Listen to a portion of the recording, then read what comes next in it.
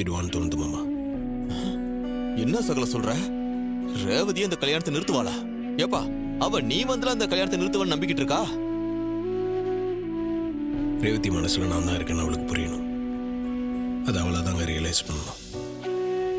அது நடக்கணும்னா நாங்க வராம இருக்கிறதாங்க நல்லது. என்ன மாப்பிள இப்படி சொல்றீங்க? எல்லா சமயத்திலையும் கடைசியில நீங்க தான் வந்து எல்லா பிரச்சனையும் சால்வ் பண்ணுவீங்க. இப்ப என்னடா இப்படி சொல்றீங்களே? ரேவதி கழுத்துல தாலி ஏறிட்டா என்ன பண்றது மாப்பிள? அப்படிலாம் ஆகாது மாமா. ரேவதியை கல்யாணத்தை நிறுத்துவா பாருங்க. என்ன மாப்பிள இது? எனக்கு என்னமோ ரேவதி விஷயத்துல ரிஸ்க் எடுக்க வேண்டாமோன்னு தோணுது. நான் ரிஸ்க் எடுக்கல மாமா. ரேவதி மனசுல நான் தான் இருக்கேன்னு உங்க எல்லாருக்கும் தெரியும்.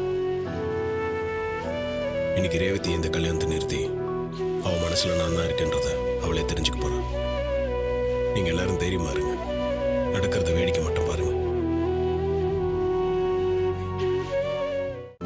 இன்றே டவுன்லோட் செய்து உங்கள் ஃபேவரட் ஷோக்களை என்ஜாய் பண்ணுங்க.